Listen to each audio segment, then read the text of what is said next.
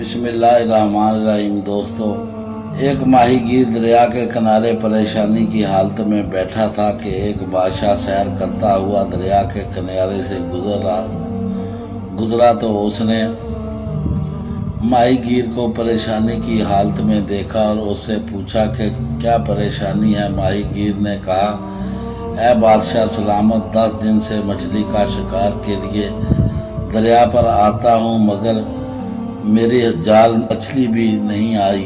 बादशाह ने माही गीर से कहा कि तुम दरिया में अपना जाल डालो, दरिया से जो भी चीज़ बरामद होगी तो उस चीज़ को मैं ख़रीद लूँगा और बदले में तुझे 1000 दिरहम दूँगा। माही गीर ने दरिया में जाल डाला तो उस जाल वज़नी महसूस हुआ। जब उसने जाल बाहर निकाला तो एक संदूक बरामद हुआ। बादशाह ने बगैर संदूक को खोले माही गीर को 1000 दिरहम दे दिए और अपने गुलाम से कहा कि ये संदूक दरबार में मुंतकिल कर दे।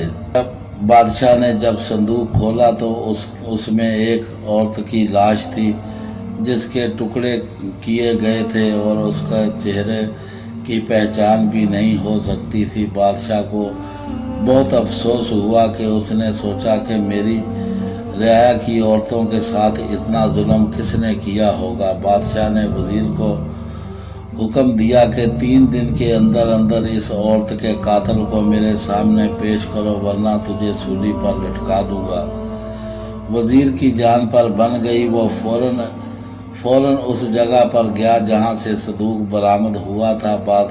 वज़ीर ने दरिया के बहाव के अंदाज़ा लगाने की कोशिश की कि संदूक किस जगह से आया होगा। वज़ीर ने उन इलाकों में अपने आदमी भेजे कि जाकर पता करो कि कहीं किसी औरत के कत्ल की खबर मिलती है या नहीं, मगर किसी इलाके में भी उस किस्म की खबर नहीं मिली। 3 दिन गुजर गए और वज़ीर औरत के कातिल ढूंढने में नाकाम रहा तो बादशाह ने हुक्म दिया कि वज़ीर को सरेआम एक चौक पर सबके सामने सूली पर लटका दिया जाए। शहर में ऐलान करा दिया गया कि फ़लाँ वक़्त में वज़ीर को सूली पर लटकाया जाएगा। जब वज़ीर को सूली पर लटकाया जाने लगा तो लोगों में एक बूढ़ा शख्स आगे बढ़ा और कहा कि मुझे सूली पर लटका दिया जाए क्योंकि मैं ही इसका मुजरम हूँ। बादशाह ने बूढ़े आदमी से पूछा कि तुम कौन हो? तो उसने कहा, मैं इस मकतूल का बदनसीब बाप हूँ जिसकी बेटी को उसके शौहर ने टुकड़े टुकड़े करके कत्ल कर दिया और अगर मैं इसकी शादी इस जालिम शख्स से ना करता तो आज मेरी बेटी इतनी बेदर्दी से कत्ल ना होती। बूढ़े की ये बात सुनकर औरत का शौहर आगे बढ़ा और कहा कि मुझे सूली पर लटका दिया जाए, मैं अपने जुर्म का इतराफ़ करता हूँ। बादशाह ने उसके मुंह पर थप्पड़ रसीद करते हुए कहा कि तुमने अपनी बीवी को इतनी बेदर्दी से कत्ल क्यों किया? आदमी ने कहा कि मैं अपनी बीवी से बहुत ज़्यादा मोहब्बत करता था और मैं इसकी छोटी सी तकलीफ़ भी मुझसे बर्दाश्त नहीं होती थी। इस दफ़ा मेरी बीवी के सर में शदीद दर्द हुआ जिसकी वजह से बेहोश हो गई। मैंने अपनी बीवी को एक हकीम साहब के पास ले गया तो हकीम ने कहा, आपकी बीवी का इलाज मौजूद है मगर इसके लिए तुझे बहुत मेहनत करना पड़ेगी। यहाँ से दूर एक पहाड़ है जिसकी चोटी पर एक नायाब किस्म का सेब पाया जाता है। तुमने वहाँ से 3 सेब तोड़ कर लाने हैं।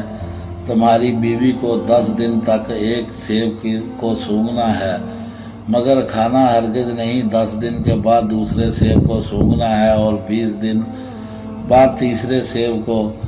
यूँ 1 महीने बाद तुम्हारी बीवी मुकम्मल सेहतयाब हो जाएगी। मैंने उस पहाड़ी पर चढ़ना शुरू कर दिया। 2 दिन के बाद 3 सेब तोड़कर घर वापस आया। मैंने अपनी बीवी को समझाया कि हर सेब 10 दिन तक सूंघना है और 1 महीने के बाद बिल्कुल ठीक हो जाएगी। मैं बीवी को ये سب کچھ سمجھا کر کام سے ساتھ والے گاؤں شہر میں چلا گیا۔ میں جب شام کو گھر واپس آ رہا تھا تو نوجوان کے ہاتھ میں وہی نایاب سیب دیکھا۔ میں نے اس سے پوچھا کہ تجھے یہ سیب کہاں سے ملا ہے؟ ہمارے علاقے میں تو ایسے سیب نہیں پائے جاتے۔ تو نوجوان نے ایسی بات کہی کہ میرے پیروں تلے سے زمین نکل گئی۔ نوجوان نے کہا کہ مجھے یہ سیب میری ایک معشوقہ نے دیا ہے جس سے میں ملنے گیا تھا۔ یہ کہہ کر وہ نوجوان آگے بڑھ گیا، مگر میرے دل کی دھڑکنیں ادھر ہی رک گئیں۔ میں جلدی گھر کی طرف روانہ ہوا اور دیکھا کہ ادھر 2 سیب پڑے تھے۔ میں نے بیوی سے پوچھا کہ تیسرا سیب کہاں ہے؟ تو اس نے کہا مجھے معلوم نہیں۔ میں نے دل میں سوچنے لگا کہ جس عورت سے میں اتنی محبت کی ہے اس نے ہی مجھے۔ میری آنکھوں کے سامنے اندھیر چھانے لگا۔ میں نے ایک تلوار اٹھائی اور بیوی کو قتل کر دیا، پھر اس کے ٹکڑے کر دیے۔ میرا 6 سال کا بیٹا اس وقت گھر پر نہیں تھا۔ میں نے سوچا کہ وہ گھر آئے گا تو اپنی ماں کو اس حالت میں دیکھ کر ڈر جائے گا۔ میں نے بیوی کی لاش کے ٹکڑے ایک صندوق میں رکھے اور صندوق کو بند کر کے دریا میں بہا دیا۔